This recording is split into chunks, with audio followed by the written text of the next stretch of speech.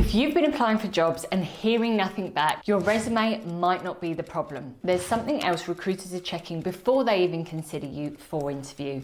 And if you're missing this, you're making it way harder to get hired. As a former recruiter who dealt with thousands of hiring managers, I've seen candidates with perfect resumes still getting ignored, while others with less experience skip the queue and get job offers. And this is all because recruiters and hiring managers are no longer just looking at resumes. Things have changed, and today I'm pulling back the curtain on what recruiters really care about and why they care about it, and how you can fix this problem today to start seeing real results. Okay, so if you're like 99% of job seekers, you probably think your resume is the key to landing interviews. And don't get me wrong, while a great resume helps, it's no longer enough. With AI-generated resumes and fake applicants flooding job postings, recruiters and hiring managers are being extra cautious. They're not just reading resumes, they're searching for you online. They're looking at your LinkedIn profile, checking your activity, and seeing whether you're someone worth reaching out to. Yes, I know that's not how it should work, and they should be judging you on your work experience. But this is what happens, and probably way more often than you think. And this is because we now live in a world where we don't necessarily need to rely on references and recommendations from old employers. We can go digging ourselves. So let me tell you about one situation where I saw this play out, because as you may know, I worked as a recruitment agency owner for years before I made the shift to helping job seekers full time. Now, there was a pretty big client my company had signed an agreement with, and we'd been tasked to recruit a handful of people for them. So as was always the case, we got the brief from the client. We need to know what they wanted. So this would include everything clearly. The job title was the first thing, but then there was the skills and experience needed, the level of education, and the type of company the person worked at, the type of personality they wanted. I mean, everything. And this is what recruiters do. They find people for jobs, not jobs for people. Essentially, they are given a shopping list from their client and they need to find someone who ticks all of the boxes. Oh, and they also need to do that and make sure the person they find is going to fit into their client's budget. So anyway, we got all the details, started our search, and soon found a few folks who seemed to meet the criteria. But something interesting happened. There was one candidate who on paper was perfect, and I mean perfect. The right qualifications, the exact experience the client was looking for, every keyword you'd expect to see on a resume for the role, and he'd even given us the green light to speak to a couple of his old bosses who'd vouch for him. So naturally, we put him forward. And then silence. Now, this was a new client for us, so we were wondering if they were just a little bit slow. But when we followed up, we found out the real reason. Their internal talent acquisition team had already looked this guy up on LinkedIn and made their judgment. They didn't want to proceed. It was absolutely ridiculous. They were paying us to screen applicants and do all the legwork, yet without even speaking to us, they'd written this guy off. Now, this was a huge red flag for us, and they didn't remain a client for long. But when my colleague called them out on this, we were hit with the news. And you know what they said to my colleague?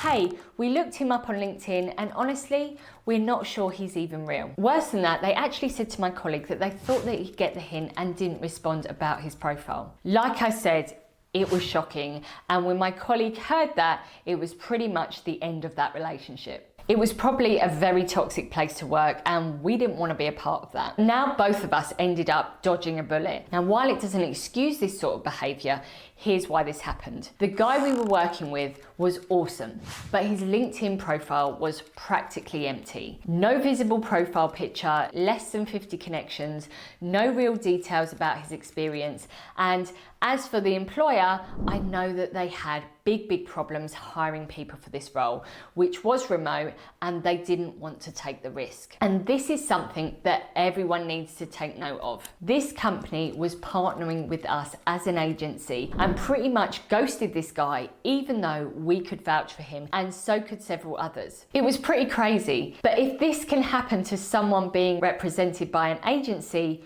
you need to know it will happen to you too. So let's talk about the changes we made and the ones you can make today to start seeing results. Now, first up, the profile picture. Now, it's not that he didn't have one, he actually did, but here's the problem.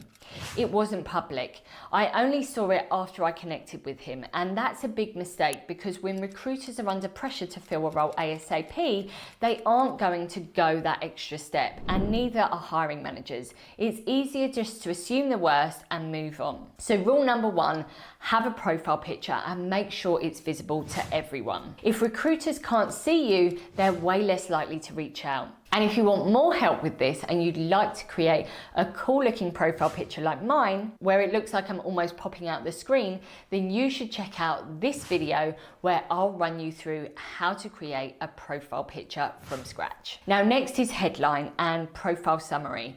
Now look, I've said it before and I'll say it again, your headline is prime real estate. It's one of the first things recruiters see when they run the search. But his was the LinkedIn default, so we fixed it by making it clear, keyword rich, and instantly telling people what he does. The same thing with his profile summary or about section. There was nothing there, so we changed that. But not with loads of fluffy soft skills. We listed solid, tangible achievements because hiring managers don't want to read generic buzzwords.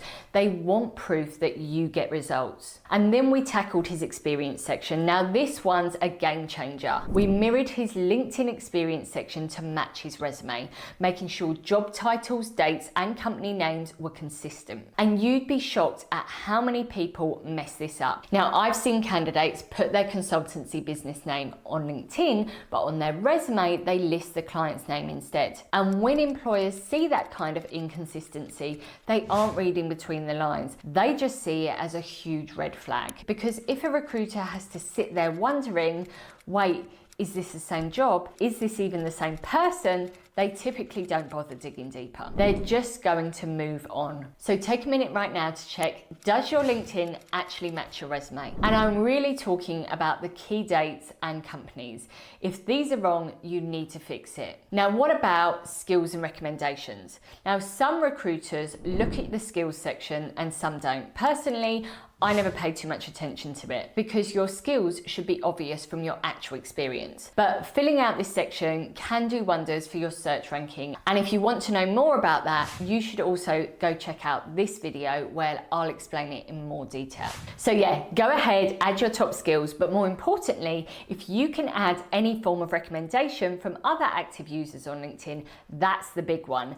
Get those and it will give you immediate credibility because these can't be faked. And look, we're all guilty of not asking for these, myself included, but they really do help. If we take a look at my profile, you can see that I do my best to practice what I preach here. So look, there's this one from Brendan who landed 6 interviews in 6 days with my help.